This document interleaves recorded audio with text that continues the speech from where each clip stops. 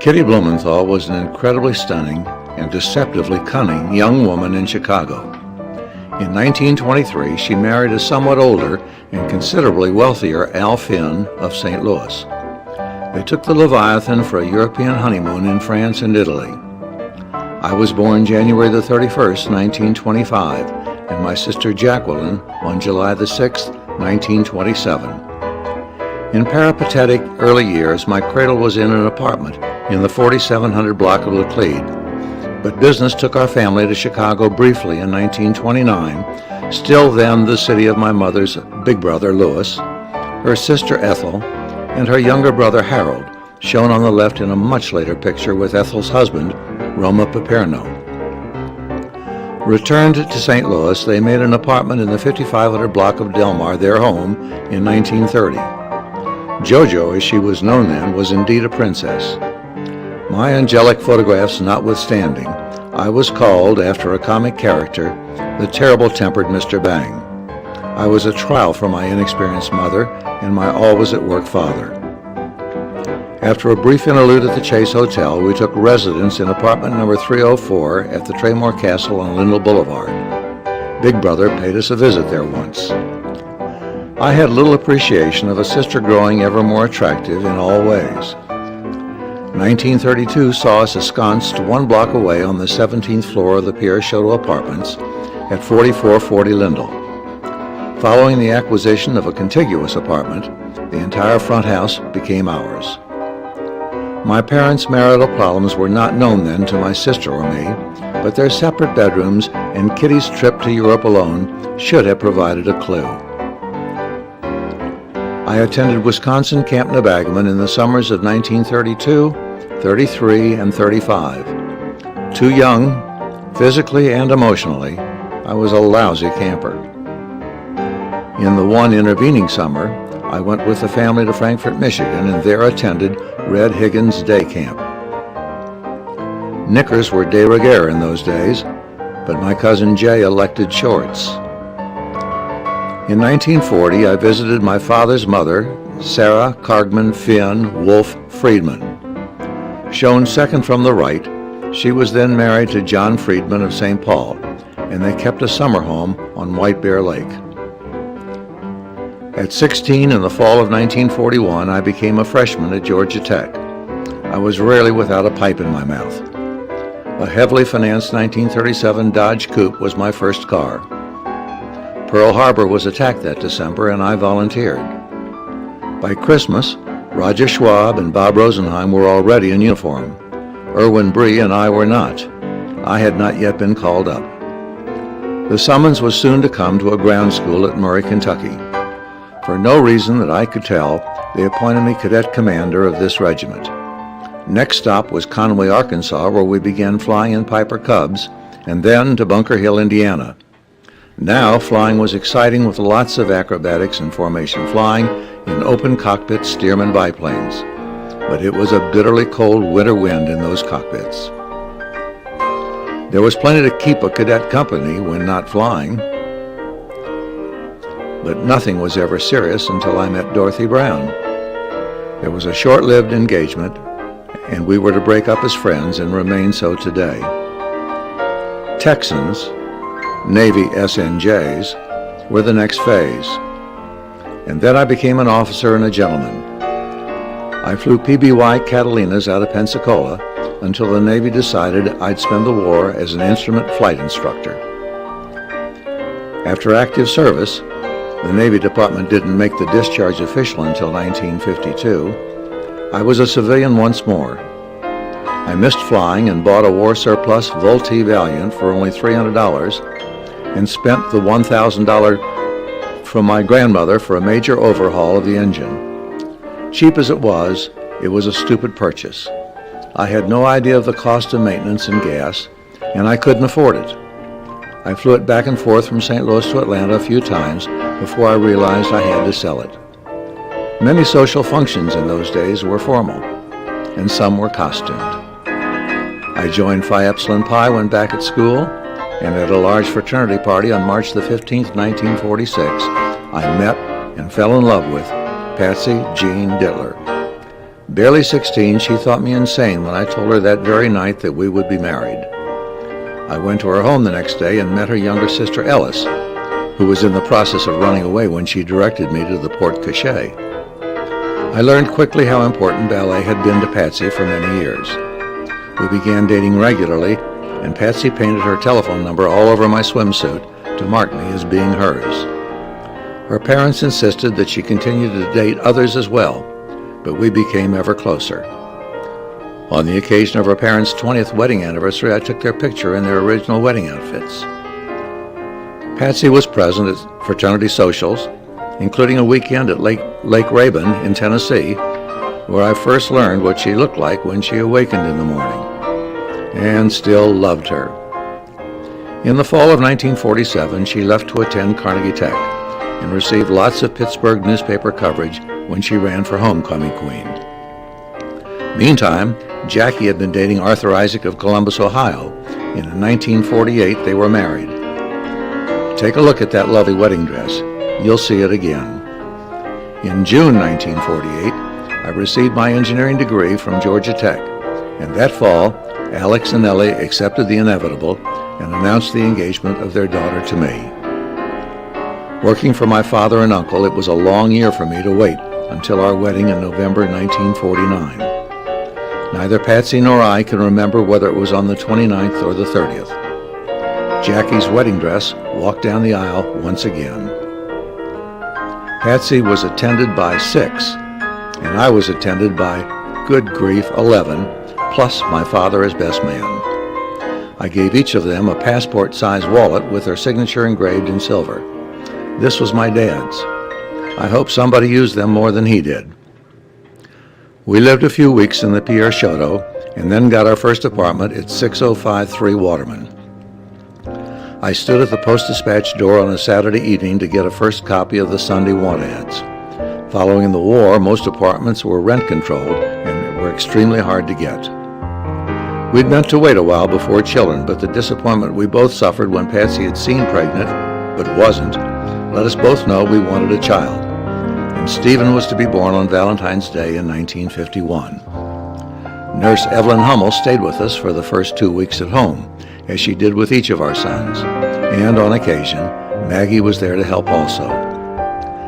David became a loving, beloved, and welcome member of our family on June the 17th, 1952, and the young Dr. Stephen examined him with some forceful palpating.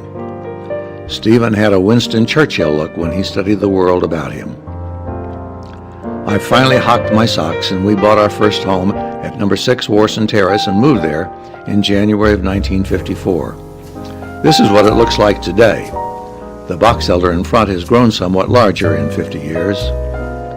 We needed that extra space badly, for only a very few months after we moved in, Patrick, or Ricky as we called him, brought his Mr. Sunshine Love into our home on July 10th of that year. That was their nurse Julia who was holding him. You'll note that 3 childbirths had not diminished Patsy's facial or body beauty. Through first haircuts, strollers, Daniel Boone craze, and Superman wannabe phases, the boys grew and matured. Patsy bought identical clothing each year, hustled the newly outfitted boys to Zaremka Photography, and then returned the outfits. David and Patrick were always close from the very start, while Stephen more often chose his own independent way. Yet they were inseparable when Yak and Ellie took them to Florida. While our family business was rapidly expanding, television, Pegnita Nursery School, and Santa Claus were of greater importance to growing children. Patsy and I were extremely social in those days, and on one occasion, Life magazine ran our pictures and costumes that Patsy had created for a ball at Westwood. Patsy's parents took us on a magnificent month-long tour of London, Paris, Zurich, Venice, and this picture was taken when famous Chef Alfredo made us royalty for a night at his restaurant in Rome. Patrick tried his hand at playing a guitar, and David had slightly more success on a clarinet. It was about that time that Ellis entered a brief marriage with Bobby Kramer. In the winter of 1960, Mary Bierman suddenly redirected a trip for many of us from Acapulco to Aspen and that was to be the first of dozens of ski trips, many of them with the boys. With her ever-present bubblegum, Patsy was creating St. Louis Zoo West. A very few of her many, many pet friends were Bad Cat, Little Cat, New Cat, Mouse, Milton, Boboski Wattendottle, Wadat and Chew, plus later, Ferenc Molnar, Elmo, and Anyo. At Ellis's second marriage, this time to Sonny Schlesinger, Patsy was in fine fettle, and the entire Dittler retinue, Annie, Cody, and Jesse, were on hand. The Dittlers were proud of all their grandchildren, and the boys' annual vacations in Atlanta each summer were spent in good part on their boat. Nebagaman camping took most of the summers thereafter with its baseball, tennis, swimming, archery, and so many other activities, thanks in good part to my father's largesse. I had started Kent's as an adjunct to Carson May Stern, but soon was to buy it from the family, and left the business to run my own 3 stores. Patsy had to rush to Duluth, Wisconsin one summer when Patrick's appendix was removed. In her absence, I impetuously bought number 2 Old Colony Lane. Though it was a mistake, it was a magnificent mistake, and no home was ever more beautiful. Patsy had a free hand in furnishing it, and did so wonderfully. Better Homes and Gardens and the St. Louis Post-Dispatch both featured it. It's hard to believe that sensational home was ultimately to become a teardown. At this moment of history, men's hairs became an all-consuming subject. There were no unisex shops then, and Tommy Wilson did not style my hair, but he begged me to model for the Post-Dispatch as he did so. Tommy did, however, style the beard I sported for a while, which was not near so full as that of later life. Patrick doesn't like to acknowledge the afro he wore then, and David's was equally as tribal. My comment to Patsy that she wouldn't be able to build a kit car that she'd seen advertised in a magazine was all the challenge she required. It took her over a year to build this good-looking Bradley GT, and the Post-Dispatch dedicated 3 pages of rotogravure to her accomplishment. The Bradley was followed by a Sterling, which tragically burned up on the day it was completed. But a second Sterling, built thereafter, was ultimately donated to the public radio auction, and this is how they offered it.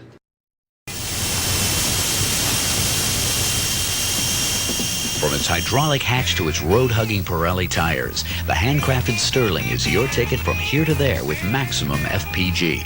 That's fun per gallon. Don't buy it to haul the groceries home or the kids to school. Buy it to take you in hand-upholstered, stereophonic, fully instrumented comfort to the office or through the park with pulse-quickening acceleration. Handling turns and turning heads with equal ease. The donor value is $23,000. Ferrari red, it's a low, lean, mean machine. And it's yours if you're the high bid on special item number 30. There is a minimum bid of $10,000. The boys had begun to spread their wings. Patrick had gained admission to Country Day and was soon followed by his brothers. David, outgrowing his earlier defensiveness, became involved in photography, troubadours, and public speaking. Patrick took years of Russian language and excelled at Russian dancing. Stephen, ever more independent, toured Ireland on his bike, and at age 16 worked a summer on the SS United States, going back and forth from New York to Europe. Patsy was becoming clinically depressed while still at Warson Terrace, and when Kitty visited at Old Colony, it was seriously worse, and she'd become anorexic. Before too long, she spent over a year at the Institute of Living in Hartford, Connecticut, which gave her little or no help. I visited her at least once a month in Connecticut. At home, a quiet life went on with some occasional evenings, such as the Sotheby's auction with Lil Abraham. Patsy returned home and slowly began to improve. Jackie visited us during that period. Kent's was a ferment of activity, and I exploited Patsy, David, and Patrick as advertising models. A neighbor, a friend, and I took a week-long Windjammer cruise, and after a great many years, my interest in flying was renewed. I got a wonderful Piper Comanche and was to travel to many parts of the country in November 8437 Papa. At one time, I gathered a number of my pilot friends to form a group that I dubbed Lifeguard to fly blood and transplant organs for the Red Cross. 25 years later, that program is still functional, but because of my heart problems, I'm no longer a part of it. Alex and Nellie treated us to everything on a Caribbean cruise except the bar bill, and the boys really socked it to me on that one. Patrick worked as a brakeman for the Missouri Pacific, while David went formal to a party at Villa Duchesne that same summer. Patrick and Patsy spent good time together on a cheapskate driving tour of the West, and David was the first of all three boys to own a motorcycle. Patrick was to marry Jane Grant in Rolla, Missouri, and not long thereafter, David married Linda Durham in Kansas City. Stephen was to marry Judy Gillum later on Bainbridge Island, Washington. We didn't know that Papa was not to have long to live when he toured Israel with wonderful Mary Sacker, who did not survive him by long. Neither of them were to see the home we purchased on Pine Tree in 1976. We lived 25 years in that great home. By this time in their late years, Kitty and her great second husband of over a quarter century, Andy Sokol, were still a striking couple. Arthur Finn was a serious stroke victim in the late 70s, and I was drafted to bring the family ventures to closure. Regrettably, one of them, Schwartz Furniture, remains totally unresolved to this day. Born in December 1980, Emily Robin Finn was the first of our 10 grandchildren. Growing slowly stronger, yet always fearful of relapse, Patsy began to share a life with some pleasure in it, and determined to change her appearance as well. We celebrated my 60th birthday in San Diego. So very much a part of our lives, Dorothy was one of the family that was with us. Emily, Aaron, and Alex were our only grandchildren at that time. A gift from Patrick, our Bichon Agno, was to become a long-lived and dearly loved friend. When, because of heart problems, flying was lost to me, I turned to horses for joie de vivre, and absolutely lucked out when I made an uninformed pick of an Arabian colt named Arif. And when Patsy was forced to give up bicycling, I got her a horse as well. We called the Pasofino I picked Poco, and he was an imp from the get-go. Through bumps, breaks, and falls, Patsy hung in there until he became the horse that everybody wanted to ride. We took many camping trips together in the Missouri forests and became charter members of the Wild Bunch. Hard riding and fiercely competitive, we were incredibly tight friends socially as well. On one occasion, Patsy and I spent a week riding Orloff Arabians in the redwood forests of California and cooled down the horses in the Pacific Beach surf when the day was hot. For a challenge, I fully trained a young Arab filly from weanling to a well-mannered horse. And for years I rode the hunt, earning my colors on my absolutely great horse, Arif.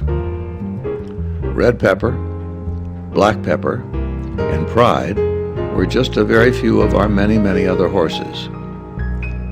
We took the entire family to Club Med in Estapa, Mexico for my 70th birthday. Jackie was there with us, and that made a total of 20, which included Dorothy, of course. She's been our 50-year companion, helper, dearest friend, and the unrecognized trainer of every dog we've ever had, including our Airedale, Boo Bear. Now getting on, but still getting out, my 30-year-old dinner jacket still fits. We toured Wyoming and Montana in our motorhome in the summer of 1993. Up in the mountains, about 35 miles outside of Helena, Montana, we found a lovely home and bought it. Over that winter, we had it extensively remodeled and a stable built. In May of 1994, we began spending our summers there from Memorial to Labor Day. We took 3 horses with us, and not always the same ones each year. The home was contemporary and quite beautiful. Patsy displayed her whimsy by painting flowers all over the walls, the mirrors, and painted some pots on the headboard that really weren't there. A catamaran deck boat and the horses were the attraction that brought us regular visitors. On December the 20th, 1998, we gave a large and successful party at the 9th Street Abbey, and it's talked about still. We attended my 60th Clayton High School reunion in 2001. Not very many of us remain now. I'm shown here with Sue Fisher and Patsy with Jeannie Hartz at Mary Behrman's art show. Sally Rosenthal always brings smiles as she did at Susie Selden's party. We sold our Montana home when it became too much for me to handle, and we embarked then on a period of extensive traveling.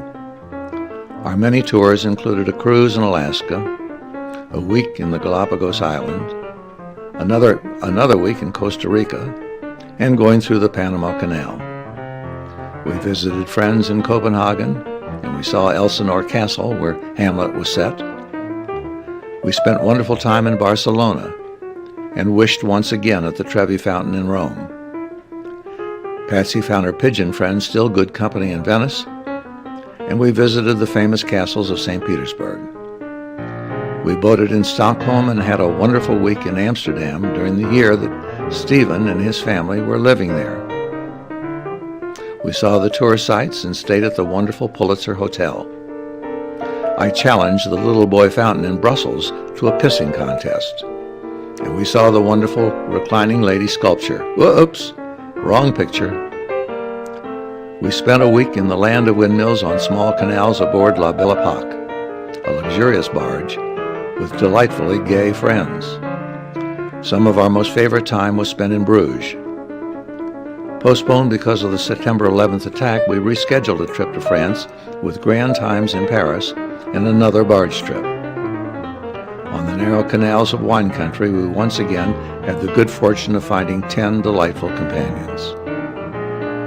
Further travel, even trips to visit children or to see Broadway plays, were all put on hold when, after months of preparation, we moved on October the 14th, 2002, to our new condo in University City.